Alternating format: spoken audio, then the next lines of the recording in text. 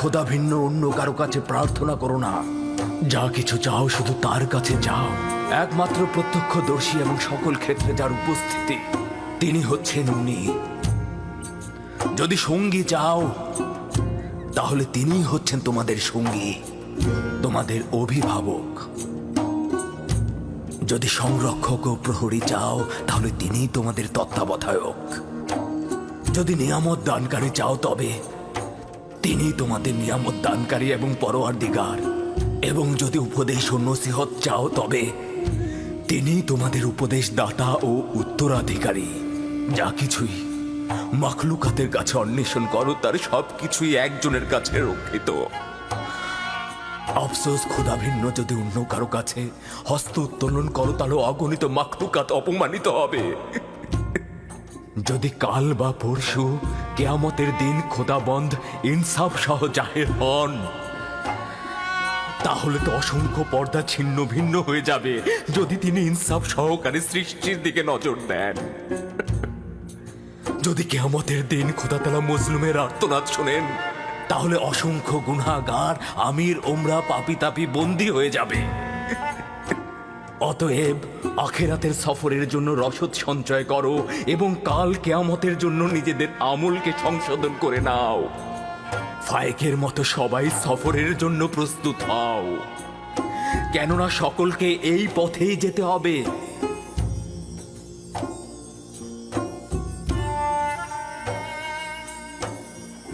আমার গুনহার শাস্তি সম্পর্কে অবগত করতে এসেছেন। শান্ত হও ইউসুফ, নিজেকে এতটা কষ্ট দিও না। আমি আমার পাপ সম্পর্কে অবগত। আমি কখনোই নিজেকে ক্ষমা করব না। তোমার এই অবগত হওয়াতেই মহান খোদার সন্তুষ্টি। তার আনুকূল্য অপার অসীম যা ইউসুফকে লজ্জিত করেছে। তিনি তো আমাকে আমার প্রিয় পিতা ও অন্যদের চাইতে অধিক ভালোবেসেছিলেন। মহান খোদাবান যার হাতে সকল কুদরত ও সম্মান তার হাতে। কে আমাকে মিশরের আজিজের রাজমহলে নাজ নিয়ামতে ডুবিয়ে দিয়েছিল? মহান খোদাবানদের হৃদয়ে যে রয়েছে সকল নিয়ামত তার রয়েছে। কে আমাকে জুলেখা ও মিশরের অন্যান্য নারীদের হাত থেকে নাজাত দিয়েছে? মহান খোদাবান্দ, যিনি মুমিনদেরকে মন্দ ও খারাপ কাজ থেকে ফিরিয়ে নিয়ে আসে। যে খোদা আমাকে এভাবে স্মরণে রাখেন আর আমি কিনা তার উপস্থিতিতেই অন্যকে স্মরণে। ইউসুফের কি এই পাপের জন্য রক্তের অশ্রুপাত করা উচিত নয়? আমার তো বিলাপ করতে করতে বুক ফেটে যাওয়া উচিত। গুনাহ করেছি খোদা, পাপ করেছি আমি প্রায়শ্চিত্ত করতে চাই। যদি ইউসুফ তার নিজের ভুলের জন্য এই রূপ অনুতপ্ত না হতো, একইভাবে মহান খোদার দরবারে আনুগত্য পোষণ না করত, তাহলে খোদার আনুকূল্য থেকে বিচ্যুত হয়ে যেত, নবুয়াতের মাকাম থেকে বিচ্যুত হতো। সিদ্ধান্ত ছিল ইউসুফ 1 বছর জেলখানায় থাকবে, কিন্তু এখন এটা 7 বছর বৃদ্ধি করা হয়েছে যেন ইউসুফ তার পাপের প্রায়শ্চিত্ত করে এবং কারাবন্দীদের হেদায়েত দান করে, কারণ ভবিষ্যতে ইউসুফের অসংখ্য বন্ধু দরকার হয়ে পড়বে। আমি কারাগার আলিঙ্গন করছি, এমনকি যদি সমস্ত জিন্দেগি হয়। শুধু আমার মাবুদ যেন আমার থেকে দৃষ্টি ফিরিয়ে না নেন, শুধু এটাই কামনা করছি। আমি শুকরিয়া জ্ঞাপন করছি, শুকরিয়া জ্ঞাপন করছি।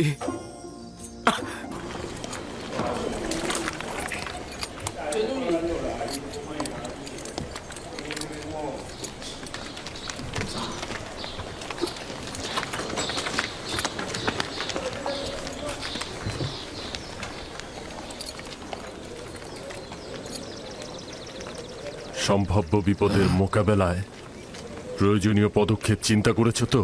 জি আলে জনাব। সিপাহী ও গোলামগণ সশস্ত্র অবস্থায় আছে, আর আমাদের কিছু লোক সাধারণ মানুষের সাথে মিশে আছে। তারা শুধু আদেশের অপেক্ষায় আছে। চেষ্টা করবে নিজেকে সংযত রাখতে। বেহুদা রাগারাগি একদম করবে না।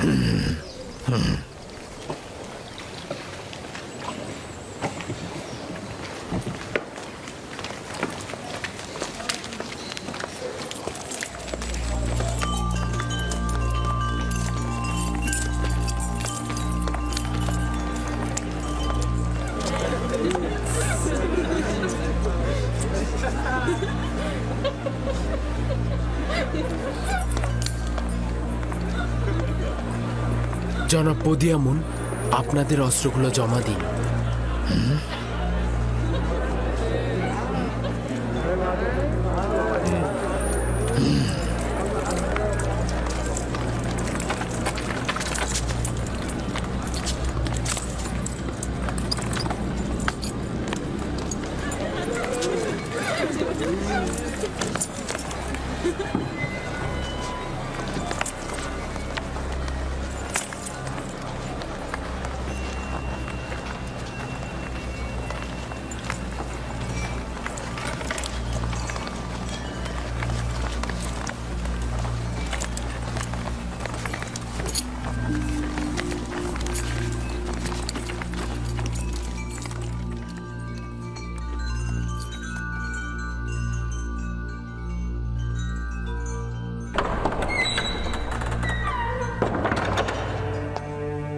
মিশর দেশের মহান বাদশাহ মহান খোদা তৃতীয় আমের হতে প্রবেশ করছেন।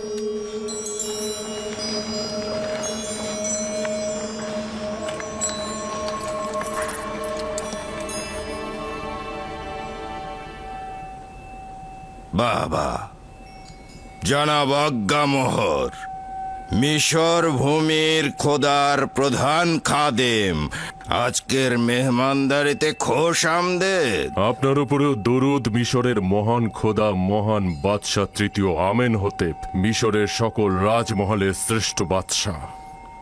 আচ্ছা, সত্যি করে বলুন তো জনাব আজ্ঞামোহর, যে উপাধি ব্যবহার করলেন তা কি নিজে কবুল করেন?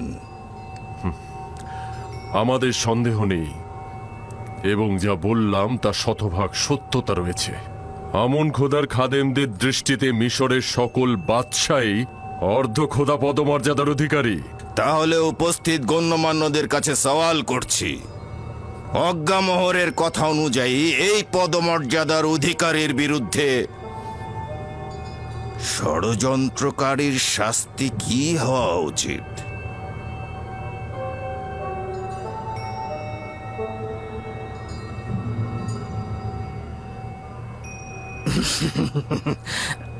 আমার মনে হচ্ছে মহান বাদশাহ, কিছু বদলোকের কুপরামর্শে জনাব অজ্ঞামোহরের প্রতি আপনি সন্দেহ পোষণ করছেন। কিন্তু আপনি নিশ্চিত থাকবেন মহামান্য বাদশাহ, মন্দ কথা বলার লোক আমাদের সাথে আপনার সম্পর্কের কোনরূপ ক্ষতি করতে পারবে না, যতই চেষ্টা করুক না কেন।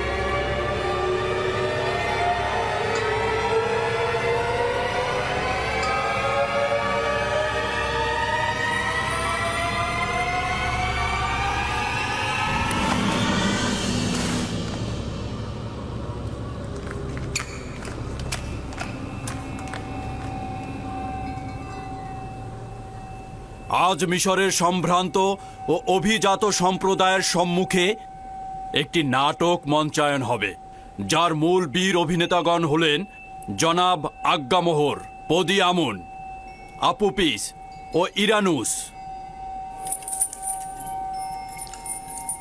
আচ্ছা জনাব আজ্ঞামোহর, এদেরকে চিনতে পারছেন? জি, যদি আমি ভুল না করে থাকি, তারা জনাব আমেন হতেপের দস্তরখানার তত্ত্বাবধায়ক এবং শরাব দানকারী। আচ্ছা, এবাদতখানার সঙ্গে এই দুজনের সম্পর্ক কি, নাকি এখন ওদের কাছ থেকেই শুনতে হবে?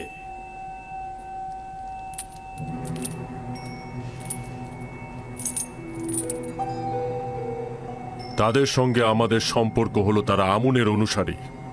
তাদের সঙ্গে অন্য কোনো সম্পর্ক নেই আমাদের। আচ্ছা আপুপিস, তোর কি খবর? জনাব আজ্ঞামোহরের সাথে তোর সম্পর্কের কথা একটু বলবি? কি বল?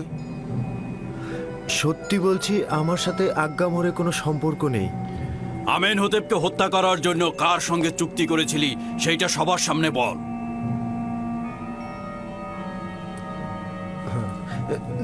না না না, আমার তো তার সাথে কোনো চুক্তি হয়নি। কিন্তু তুই জেলখানার প্রতিনিধির সম্মুখে স্বীকার করেছিস যে আজ্ঞামোহর তোকে হাজারো স্বর্ণরৌপ্য দিয়েছে এবং তুই বাদশার পেয়ালায় বিষ ঢেলে দিয়েছিস। তোর স্বীকারোক্তি দেওয়ার সময় কয়েকজন জেলখানায় হাজির ছিল। না না, অস্বীকার করব না।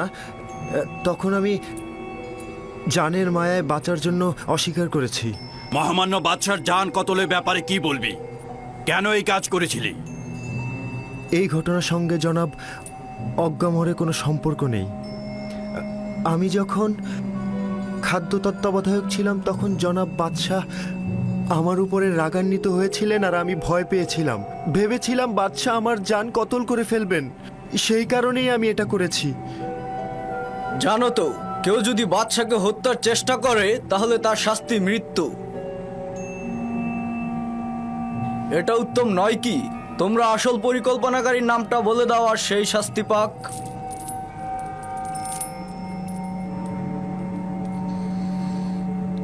জনাব পুতিফার, কেন জোরাজুরি করে এবাদতখানার খাদেমদেরকে দোষী করতে চাইছেন?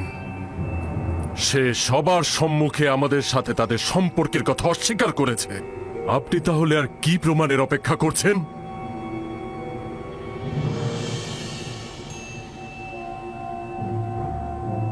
আপনি এখনই উত্তেজিত হবেন না জনাব, কারণ নাটক এখনো বাকি রয়েছে।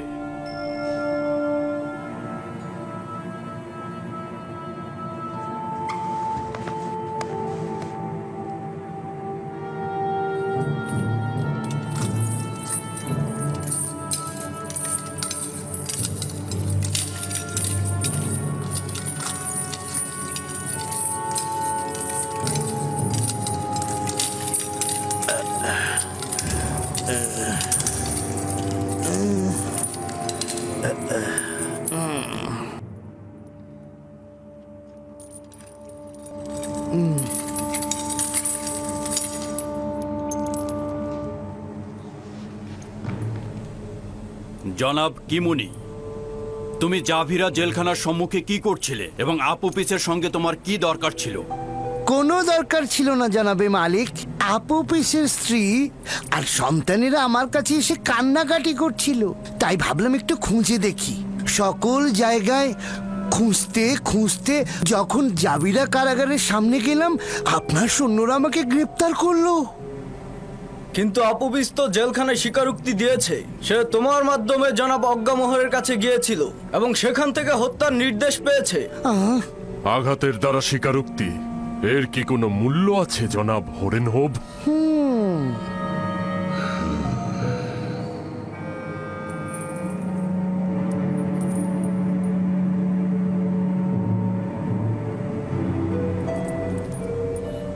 তার মানে তোমার ইরানুস আর আপুপিসের সঙ্গে কোনো সম্পর্ক নেই এবং আমাকে কতল করার কোনো নীল নকশা তুমি করনি।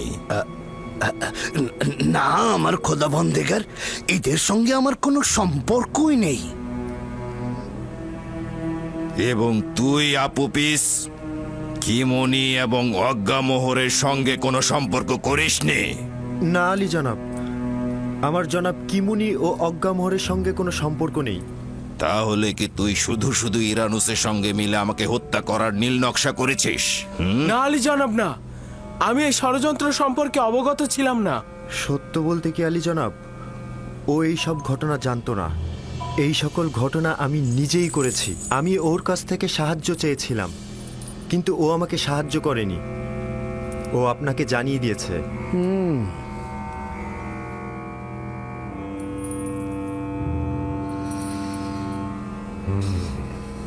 আমার চোখের সামনে থেকে দূর হয়ে যা, নইলে লাগাম ছাড়া হয়ে তোকে হত্যার নির্দেশ দেব। সুস্বাদু খানা পিনা গ্রহণ করুন এবং চলে যান। আবারও যদি কোনো ষড়যন্ত্র হয় তাহলে তাকে আমনও রক্ষা করতে পারবে না। চলে যান।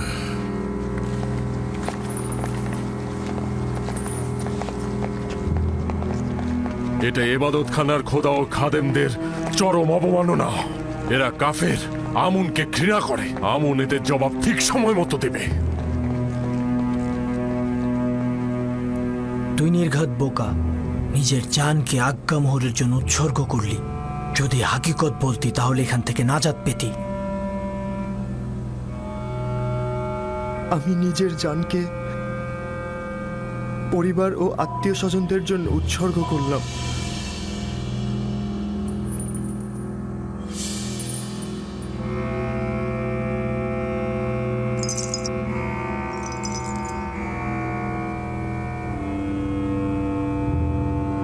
ইরানুস আজাদ পেল, কিন্তু তুই আপুপিস, শাস্তি স্বরূপ আগামীকাল তুই ফাঁসির দড়িতে ঝুলবি। এটা অন্যের জন্য শিক্ষা। আর খাদেম কিমনি, তুমি আপাতত চলে যাও, কিন্তু মনে রেখো তোমাদের ইবাদত খানার পাপ অতি শীঘ্রই উন্মোচিত হবে। তখন তোমরাও আপুপিসের মতো ফাঁসিতে ঝুলবে। নিয়ে যাও।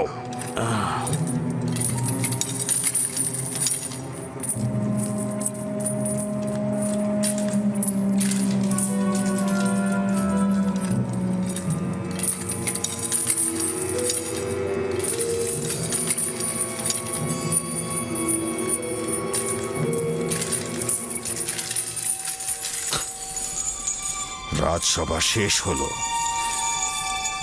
সবাই চলে যান।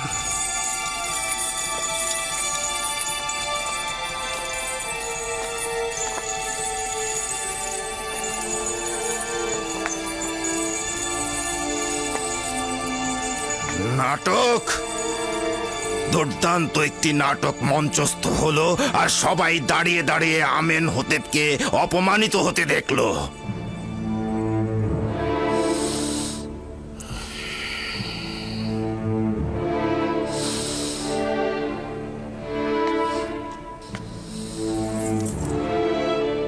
ইরানুস, জি জি জি জি আলী জনাব। তুই কি আমার শরাব দানকারী সাকি নস? জি জি জি আলী জনাব, অবশ্যই। তাহলে শরাব কোথায়? আপনার খেদমতে হাজির জনাব।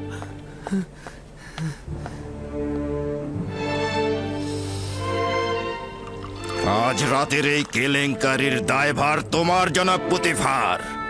মিশরের প্রধান সেনাপতি শুধুমাত্র তাড়াহুড়ার কারণে একটা সুস্পষ্ট বিষয়কে প্রমাণ করতে পারল না।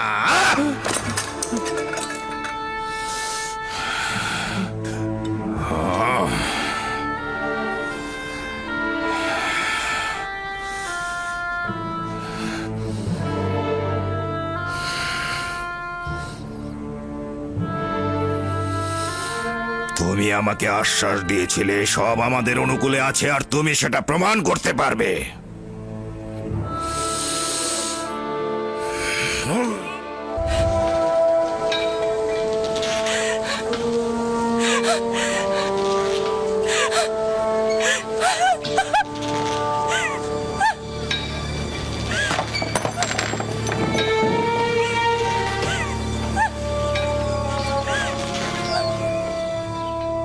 আপুপিস মহামান্য বাদশাহ তৃতীয় আমেন হোতেবের খানসামা।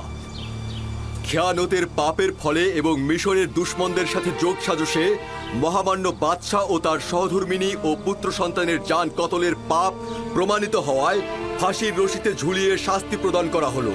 তার দেহ ফাঁসির কাষ্ঠে ঝুলবে যতক্ষণ না পর্যন্ত সে মারা যায়, এবং তার দেহ পাখিদের খাবার হবে।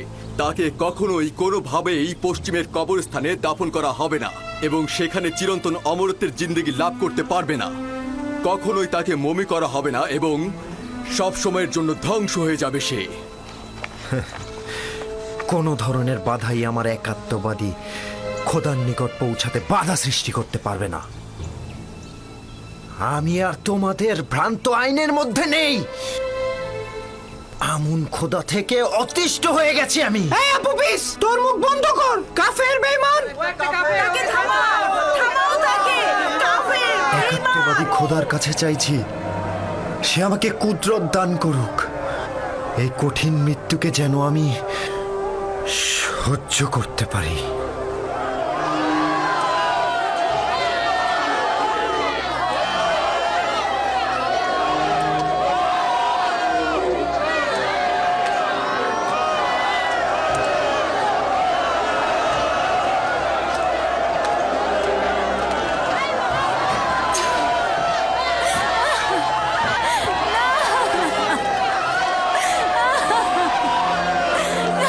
ছেড়ে দাও, আমার স্বামীকে ছেড়ে দাও। না না, ছেড়ে দাও, আমার স্বামীকে ছেড়ে দাও। তোর আমন খোদার উপরে লানত, তোর উপরে লানত, কাফের বেঈমান। কামহর আর ইবাদত খানার খাদেমদের উপরে লানত, লানত তোদের উপর। আমেন হতে পুতিফার। তোর অধিকার আছে, তোর জায়গায় অন্য কারো ফাঁসিতে ঝোলা উচিত ছিল।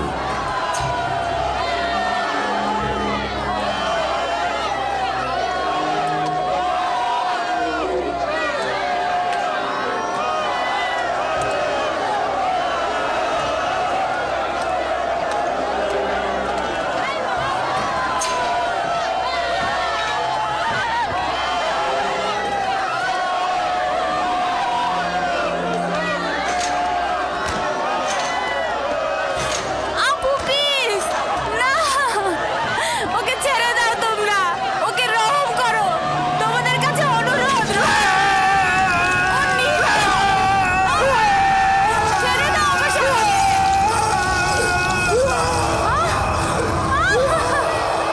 লানত তোমাদের উপরে।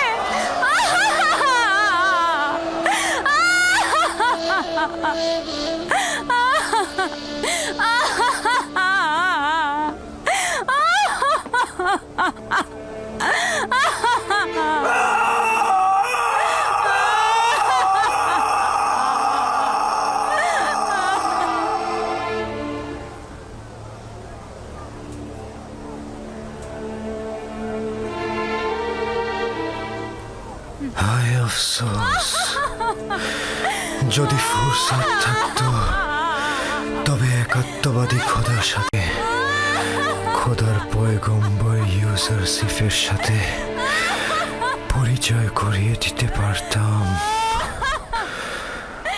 খুশি হয়েছি যে তুমি নাজাত পেয়েছ। যদি তোমার কিছু হতো তবে আমি খোদার কাছে কি জবাব দিতাম?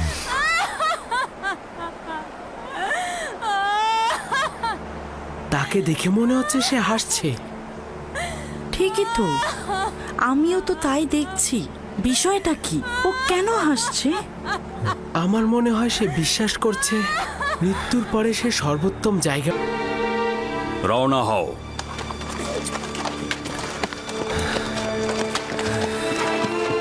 তুমি যেরূপ খোয়াবের ব্যাখ্যা দিয়েছ সেরূপই ঘটেছে। আপুপিস ফাঁসির ধরিতে ঝুলেছে।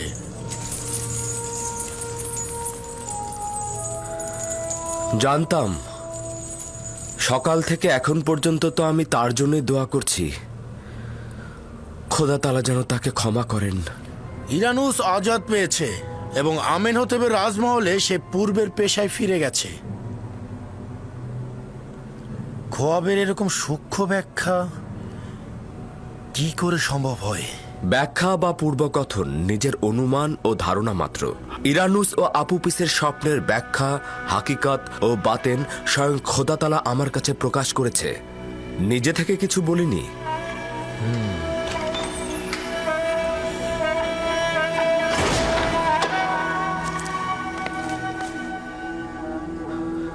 খোদাবন্দ আমাদের সকলকে ও আপুপিসকে ক্ষমা করুক। আগেই কিভাবে অনুমান করলি ইউজারসিফ? জাদু বা শয়তানের সাহায্য নিয়ে, তাই না?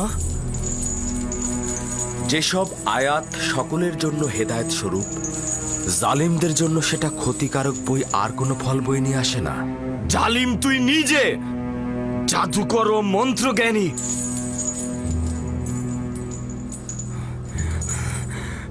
আমি অতটা আহাম্মক নই যে তোর পয়গম্বরী গ্রহণ করব। তুই একটা জ্যোতিষী, তুই একটা জাদুকর ছাড়া কিছুই না।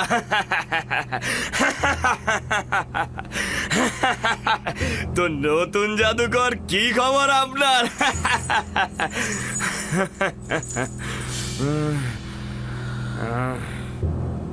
কত বছর বন্দী থাকার আদেশ প্রাপ্ত হয়েছে? কেয়ামত। চাবিরা ভুলে যাওয়া গৃহ, অত সহজে এখান থেকে কেউ নাজাত পায় না।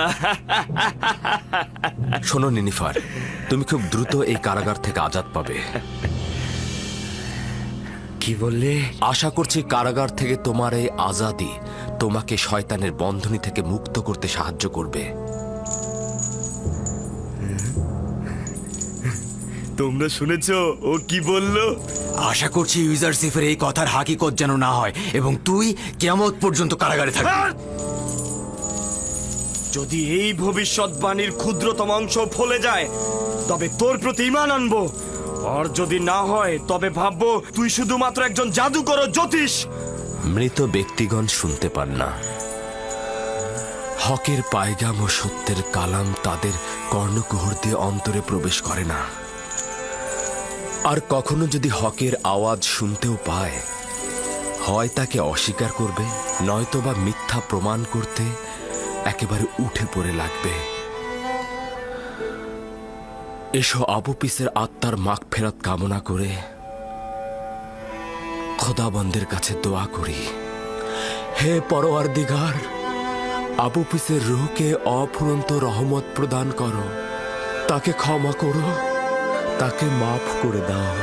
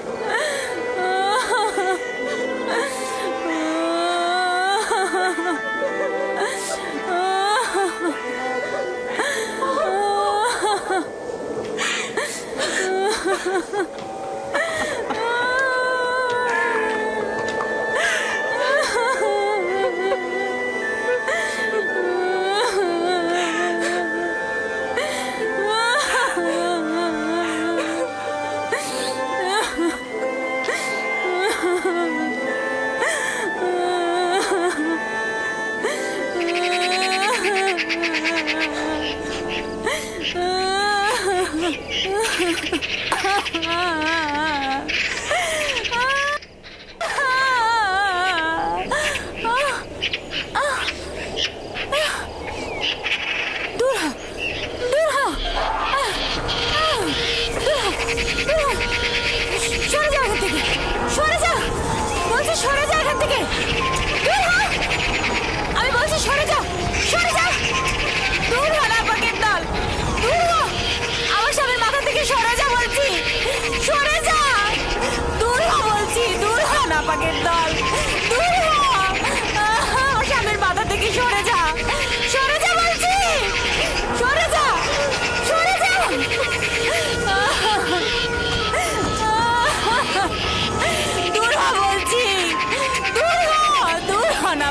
গড সরে যা সরে যা এই কি দেখছি আমি? আপুপিস তো স্বপ্নে এই দৃশ্যটাই দেখেছিল। ইউজারশিপও বলেছিল তুমি এইভাবেই মারা যাবে। পাকের দল তোমরা কেউ কিছু করছো না কেন? আমার স্বামীকে খেয়ে ফেলছে। তোমরা ওকে নিচে নামিয়ে আনো। দূরে সরে যাও, দূরে সরে যাও বলছি। আনছো না কেন? কেন আনছো না? কেন তাকে মুক্তি দিচ্ছ না? আদেশ রয়েছে যে সে ফাঁসির কেন দড়িতে তাকে ঝুলবে। নামিয়ে আনছো না?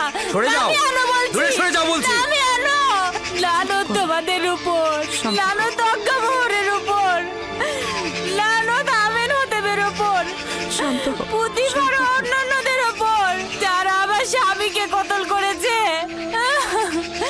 আমার স্বামী আপুপিসকে আমার কাছ থেকে নিয়ে গেছে। করো, শান্ত হও তুমি। যে ঘটনা ঘটেছে তাতে আমাদের হাত নেই, আমাদের কিচ্ছু করার নেই। শান্ত হও, ধৈর্য ধরো তুমি।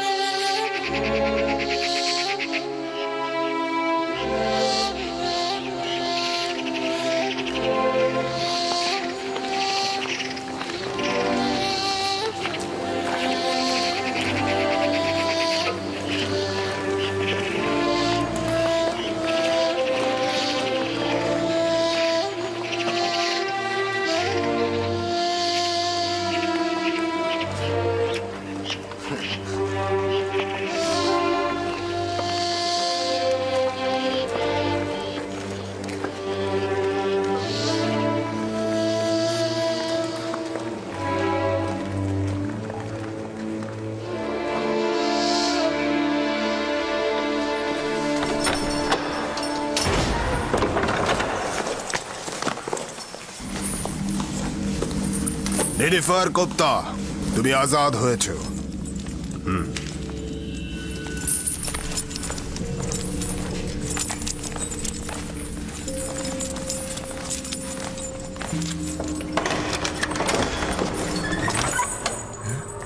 আমি আজাদ, আমি আজাদ হয়ে গেছি। আমি আজাদ হয়ে গেছি। আমি আজাদ হয়ে গেছি। ইউজারশিপ, তুমি মিশরের সবচেয়ে বড় জাদুকর, তুমি সবচাইতে বড় জ্যোতিষী, তুমি জাদুকর। তুমি 12 বছর আগে চুরি, নানা রকম কুকীর্তির কারণে কারাগারে বন্দী হয়েছিলে। কিয়ামত পর্যন্ত তোমার জেলে বন্দী থাকা উচিত ছিল, কিন্তু আমুনের খাদেমগণ তোমার মুক্তির জন্য তাগাদ দিয়েছেন। তারা ধারণা করেছেন যে তুমি পাপাচারের পথ ছেড়ে দেবে আর আমনের ইবাদত খানায় খেদমতগার হিসেবে নিজেকে খেদমতে নিমগ্ন করবে।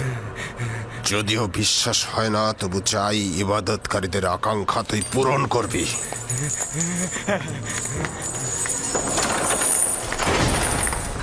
আবারও ইউজারশিপের কথা সত্যি হলো। তার প্রতি আমার দিন দিন ঈমান ও সংকল্প বেড়েই চলেছে। এগুলো সবই খোদার পয়গম্বরদের সত্যতার নিশানা।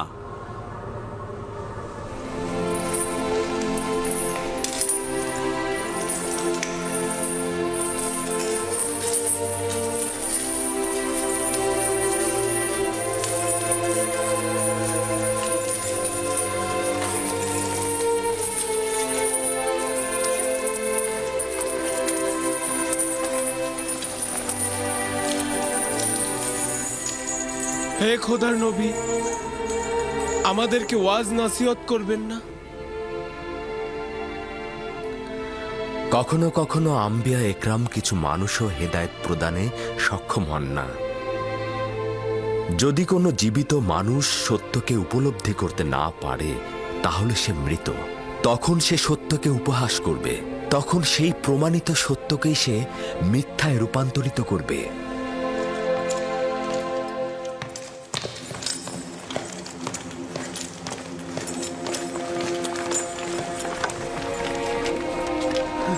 জনাব, আলী জনাব, কি হয়েছে আলী জনাব? কিছুই হয়নি। চলো যাওয়া যাক।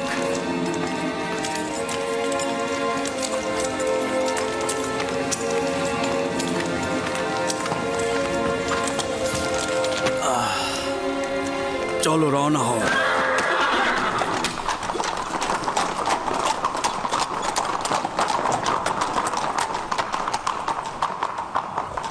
আলী জনাব, নীল নদের তীরবর্তী কিছু উর্বর ও ফলনশীল জমি বাজেয়াপ্ত করা হয়েছিল। সেগুলো তাদের মালিকদের বুঝিয়ে দিতে চাই, কিন্তু ইবাদতখানার কিছু খাদেম তাদের স্বেচ্ছাচারিতা ও সীমালঙ্ঘন চালিয়ে যাচ্ছে। এই স্বেচ্ছাচারিতা আমি বরদাস্ত করব না। হয় আমুনের খাদেমরা থাকবে, নয়তো আমি। আপনারা কেন মূল কারণ খুঁজে বের করছেন না? মুশকিল হলো এই আইনের ভিত্তিগুলো।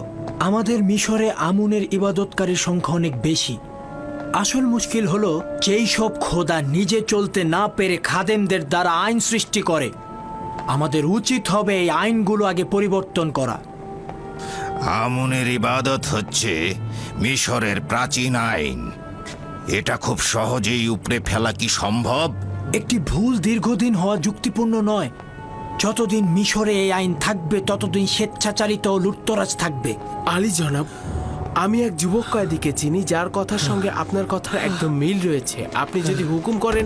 আলী জনাব, আলী জনাব, কি হলো আপনার? আলী জনাব, দ্রুত দরবারের চিকিৎসক সিনহাকে খবর দাও। যাও, তাড়াতাড়ি করো।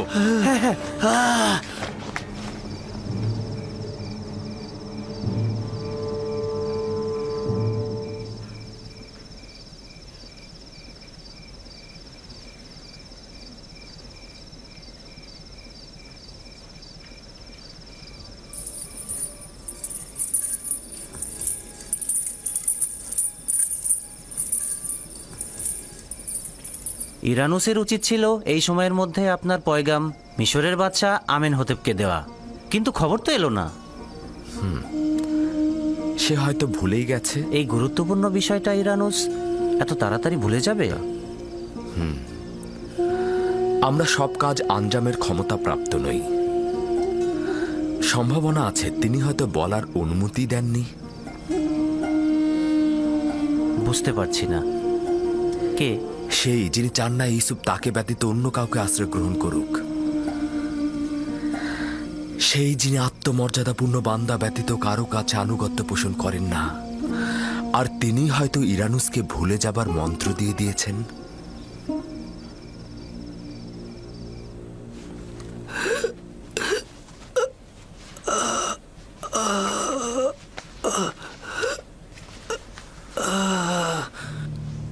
আমি কি বলতে চেয়েছিলাম? আমি কার বিষয়ে কথা বলতে চেয়েছিলাম? রাজকুমার অসুস্থ হওয়াতে সবকিছু ভুলে গেলাম।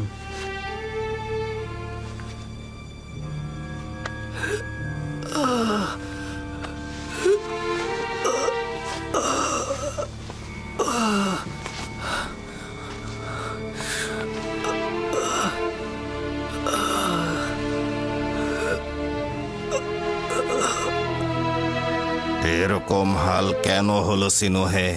তুমি তো মিশরের ও আমার রাজমহলের প্রধান চিকিৎসক। কেন আমেনহোতেপের জওয়ানের চিকিৎসা হচ্ছে না? কখনো কখনো কোনো অভিজ্ঞ চিকিৎসকও কিছু কিছু বিমারির চিকিৎসা করতে অক্ষম, আর এটা জাহাপনা সেরকমই একটি বিমার। আমাদের বাদশা পুত্রের রোগটা কি? মৃগী রোগ নাকি বেহুশ?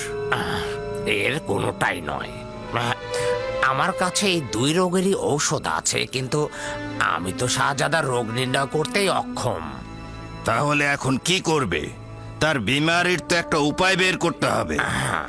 আমি তো জাহাপনা আপ্রাণ চেষ্টা করেই যাব যতক্ষণ পর্যন্ত না আমাদের শাহজাদার রোগ নির্ণয় করতে পারছি। আমার মনে হয় আমুনের খাদেমগণই এ রোগের চিকিৎসা করতে পারবে। আমার চিকিৎসার জন্য কোনো জাদুকরের দরকার নেই। লানত তাদেরকে যারা পেট পূজা ও লুটতরাজ ছাড়া কিছুই বুঝে না, ওই সকল খোদা ও তার খাদেমদের উপর। তোমার উচিত না ইবাদত খানার খাদেমগণকে নিয়ে কোনো কটূক্তি করা। বন্ধ করো বানু। এমন কাউকে আমার দরবারে স্থান দেব না যারা আমুন ও তার খাদেমদের সাহায্য করে। যাও।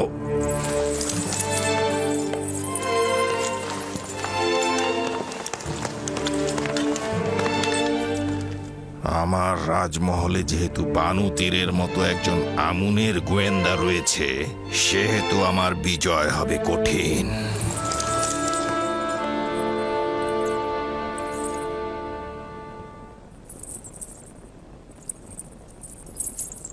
হে মহান আমুন, তোমাকে ছাড়া আমার আর কোনো আশা নেই। কেন আমাকে সাহায্য করছো না? আমি কি তোমার দরবারে প্রয়োজনীয় জিনিসপত্র হাদিয়া স্বরূপ দেইনি? স্বর্ণ মুদ্রা সহ অসংখ্য প্রয়োজনীয় জিনিসপত্র দেইনি? তোমাকে সাজাতে মূল্যবান অলংকার ও পোশাক পরিচ্ছদ দিয়েছি, তাহলে কেন সাহায্য করছো না? যদি তুমি বান্দাদের চাহিদা পূরণ করতে না পারো, তাহলে কেন আমরা তোমার ইবাদত করব? কেন তোমার সামনে মাথা নত করব? কার কাছে হাত পাতবো? কিন্তু আমার বানু, আপনি হচ্ছেন আমুনের সহধর্মিনী এবং তার ইলাহিদের একজন। কিভাবে আশা করেন আমুন আপনাকে ইশক করতে সাহায্য করবে? কোনোদিনই করবে না। থামো বলছি। কেন আমাকে রাগান্বিত করছো? এটা কেন বুঝতে পারছো না? যদি আমি আমুনের খেদমতগারদের সহধর্মিনীদের ঘরে থাকতাম, তাহলে তারা আমাকে নিজেদের ইচ্ছে মতো ব্যবহার করত। তাহলে ইউজারশিপের প্রতি হাত বাড়ালে কি সমস্যা? বানু, আপনি কেন বুঝতে পারছেন না আমুনের খাজনা? করো তুমি। আমি আর কিছু শুনতে চাই না। ঠিক আছে আমার বানু, যদি আমাকে অপমানিত করে আপনি আনন্দিত হন, তাহলে আমি নিশ্চুপ থাকছি। কিন্তু এতে আমার কি কোনো দায় আছে? তুমি দায়ী।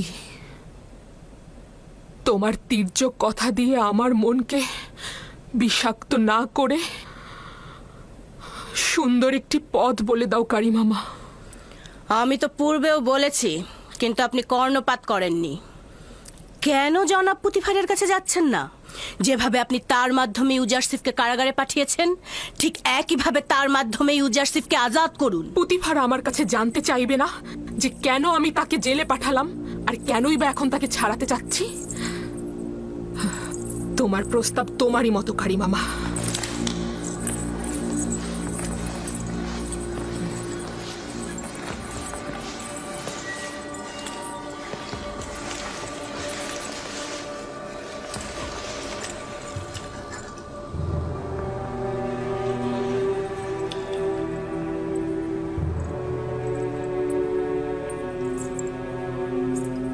কারিমামা।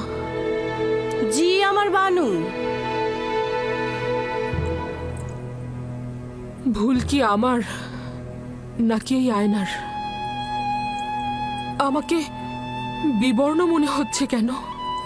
আপনি চিন্তিত হবেন না আমার বানু, সাজসজ্জা করলে সব ঠিক হয়ে যাবে।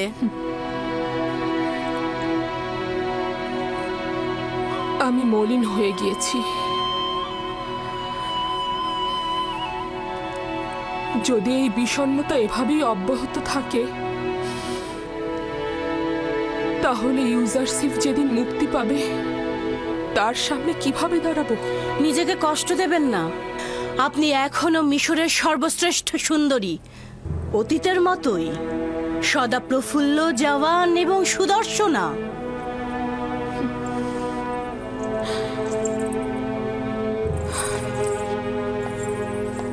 আমি পারবো না এই বিরহ সহ্য করতে। আমাকে কিছু একটা করতেই হবে।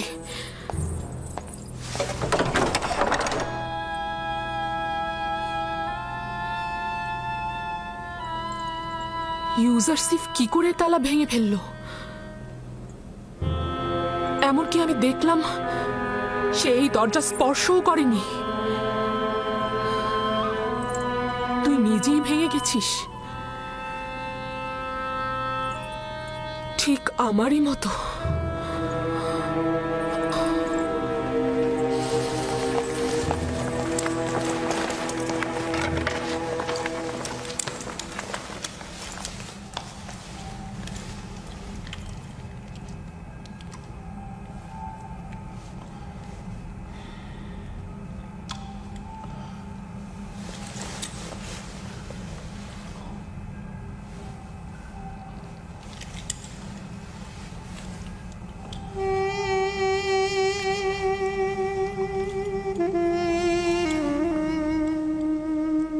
তোমার মনে আছে একে অপরকে দুজন কত ভালোবাসতো?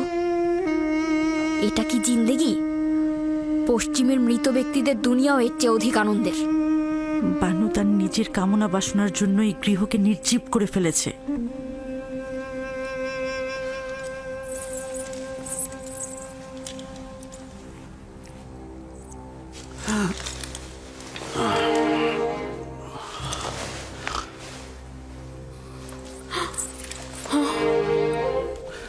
দরবারের চিকিৎসক সিনহুকে খবর দাও।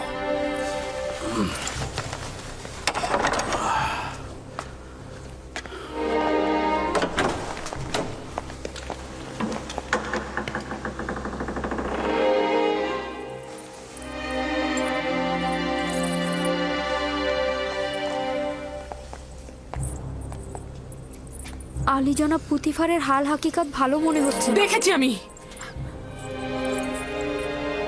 আমার কিছুই করার নেই। তার চিকিৎসক দরকার, আমাকে নয়। আমাকে দেখে তার অবস্থা আরো খারাপ হচ্ছে।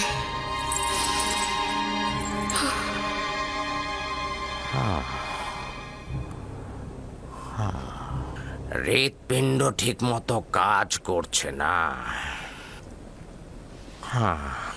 উচিত হলো ক্রোধ ও পেরেশানিকে সম্পূর্ণ নিয়ন্ত্রণে রাখা আর পরিপূর্ণ বিশ্রামে থাকা। আমি কিছু ঔষধ আপনার জন্য প্রস্তুত করেছি, প্রতিদিন নিয়ম মতো খাবেন। আর ঔষধ শেষ না হওয়া পর্যন্ত চলাফেরা সম্পূর্ণ নিষেধ। কি করছেন আলী জনাব? আপনার অবস্থা খুবই খারাপ, আপনার বিশ্রাম দরকার। মিশরের শ্রেষ্ঠ চিকিৎসক সিনহুর কথায় বিশ্বাস থাকা সত্ত্বেও বিশ্রাম নিতে পারছি না। চলাফেরা আপনার জন্য বিপজ্জনক। মিশরের অর্থমন্ত্রী দিনরাত আমাকে তালাশ করে যাচ্ছে, কিন্তু তোমাকে কথা দিচ্ছি ফিরে এসে তোমার উপদেশ অক্ষরে অক্ষরে পালন করব।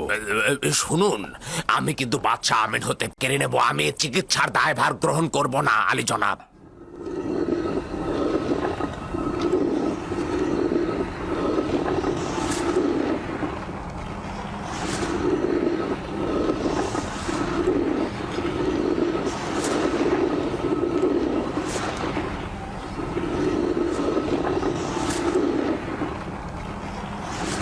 দেখেছো কারি মামা, জাতাকলটা গমগুলোকে কিভাবে পিষে দিচ্ছে। সময়ও ঠিক এভাবেই মানুষকে পিষে দেয়।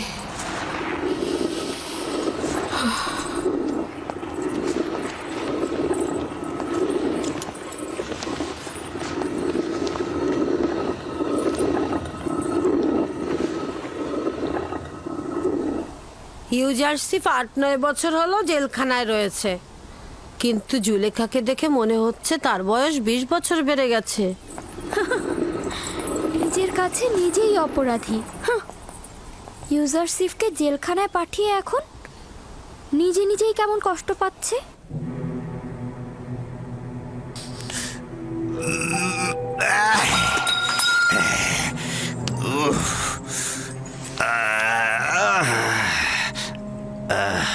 এই মাথা ব্যথা আমাকে কতল করে ফেলবে। জলদি সিনহুকে ডাকো, সিনহুকে ডাকো তাড়াতাড়ি।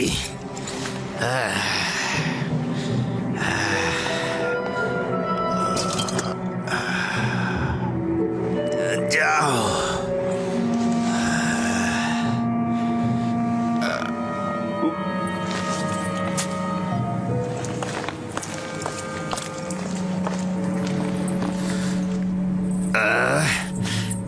যাও। আপনি অতিরিক্ত পান করছেন আলী জনাব। আপনার মাথা ব্যথা বিমারির মূল কারণ এই শরাব। আমার একমাত্র আরামের ঔষধ এটাই। যদি এটা আমাকে ডুবিয়ে না রাখতো তাহলে আমি অনেককেই কতল করে ফেলতাম। মিশরের মহামান্য বাদশাহ জনাব আমেন হতেব দীর্ঘজীবী হোক। ইরানুস, 1 গ্লাস পানি নিয়ে এসো, আলী জনাবকে ঔষধ খাওয়াতে হবে।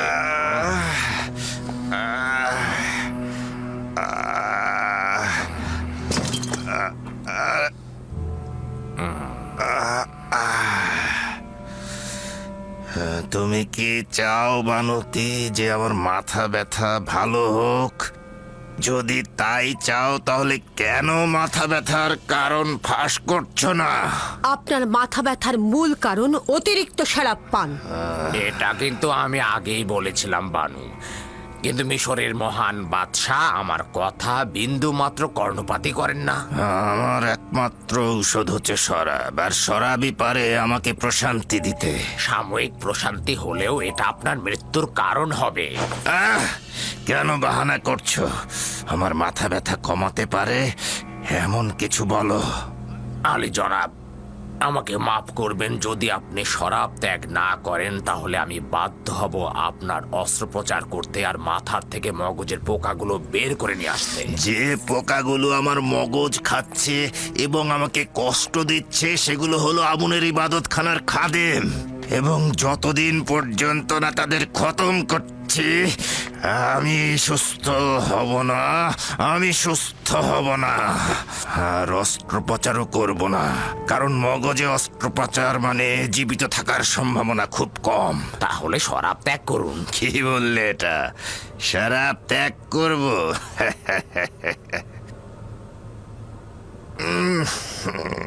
তাহলে এটা খাবো।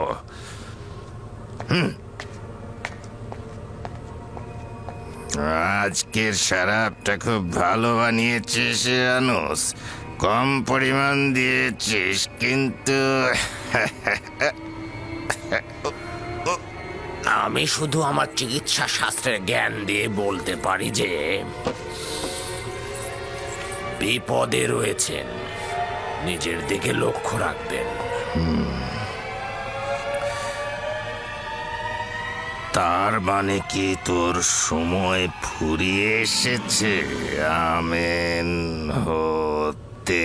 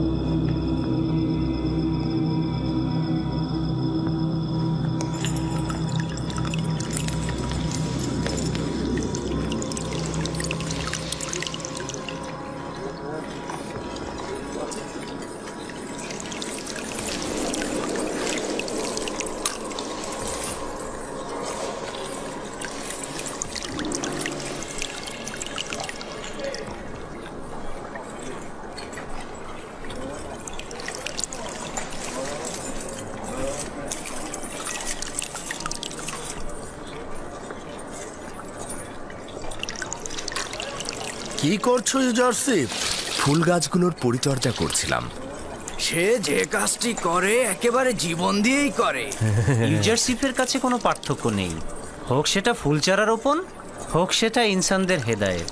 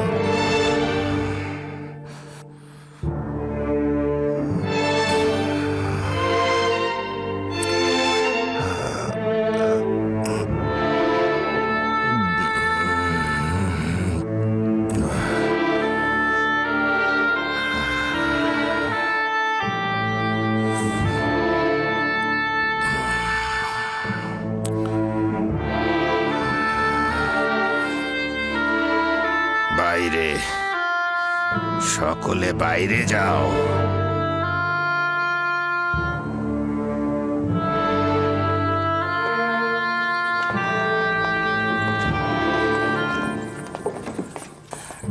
শোনোনি, আমি বলেছি সকলে বাইরে যাও। তুমি না, তুমি থাকো শুধু।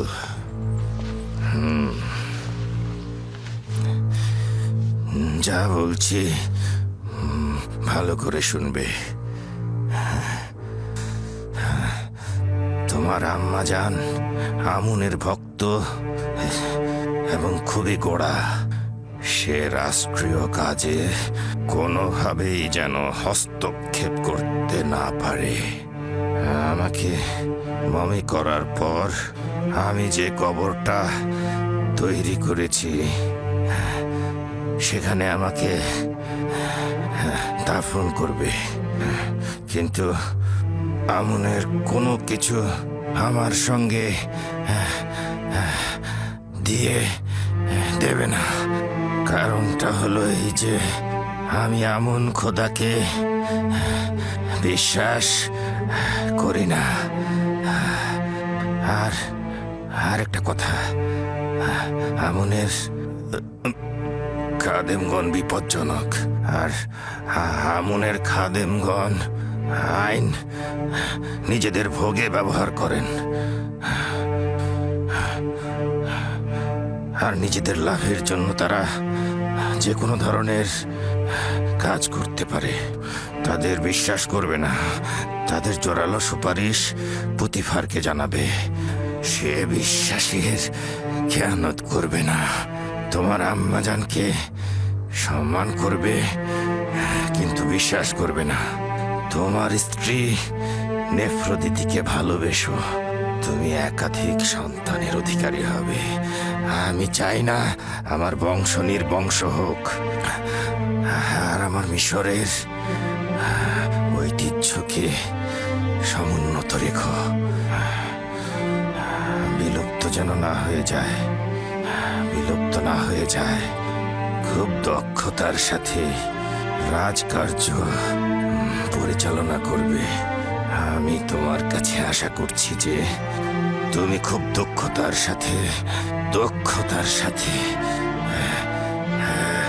এই পাপাচারীদের অবশ্যই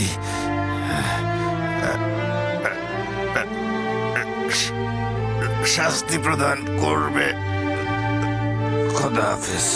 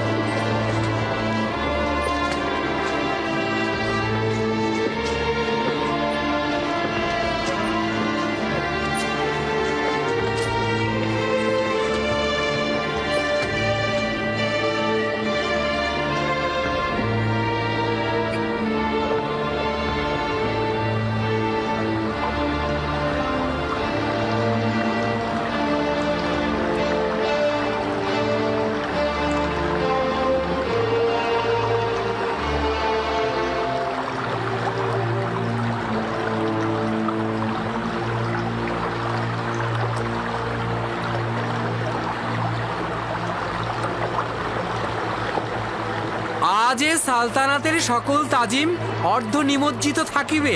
আজ তৃতীয় আমেন হতেবে সূর্য অস্তমিত হলো, আগামীকাল চতুর্থ আমেন হতেবে সূর্য উদিত হবে। আজকে তৃতীয় আমেন হতেবকে মমি করা হবে, আর আগামীকাল চতুর্থ আমেন হতেবকে সিংহাসনে বসানো হবে।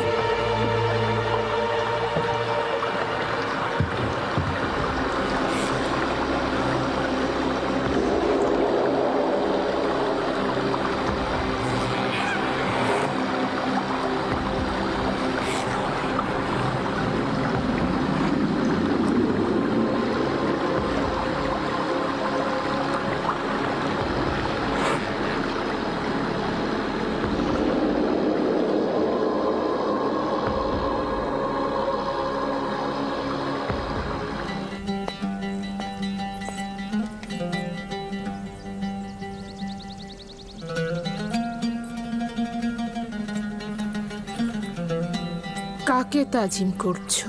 বানু জুলেখাকে তাজিম করছি। পুতিফারের রাজমহলের আপনি তো বানু।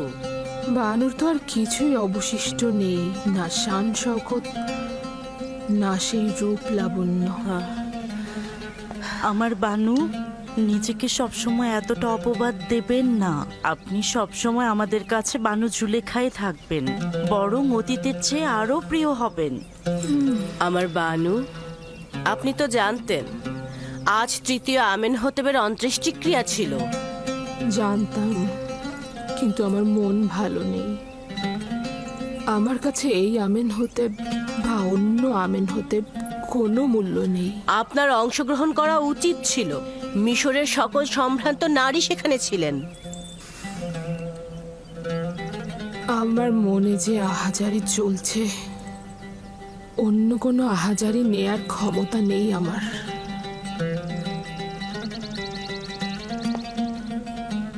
তাহলে আগামীকালের জাসনের কি করবেন?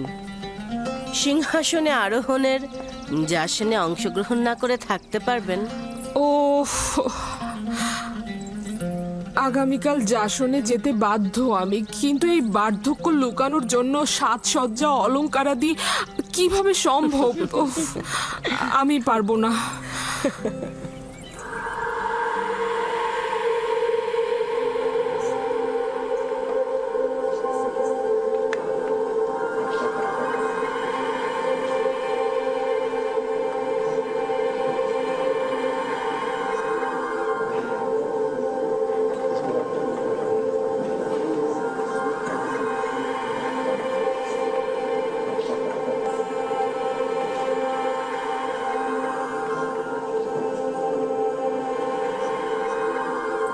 বাদশার সহধর্মিনী নিফারতিতি নাকি এখন মিশরের সর্বশ্রেষ্ঠ সুন্দর। হ্যাঁ, এখনই দেখতে পাবে, অসম্ভব সুন্দরী সে। নিফারতিতির কথা আমিও শুনেছি, সে কি জুলেখার চাইতেও সুন্দরী? জুলেখার একই অবস্থা হয়েছে, সে নিজেই নিজেকে এই অবস্থায় ফেলেছে।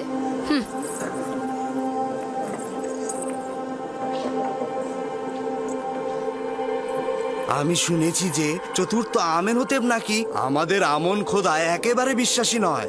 যদি বিশ্বাসী নাই হয় তবে কি করে অজ্ঞামোহর তার মাথায় মুকুট পরায়? এটা একটা আনুষ্ঠানিকতা, কোনো উপায় নেই। প্রাচীনকাল থেকেই প্রধান খাদেম আর আজিজে মিশর বাদশার মাথায় মুকুট পরিয়ে থাকেন। আমার বিশ্বাস যে চতুর্থ আমেনহতেবের হুকুমতকালে মিশরে অনেক উন্নতি হবে। তার আমুন এবং ইবাদতখানার খাদেমদের প্রতি বিন্দুমাত্র বিশ্বাস নেই, আর সেটাই তার জন্য কাল হয়ে দাঁড়াবে।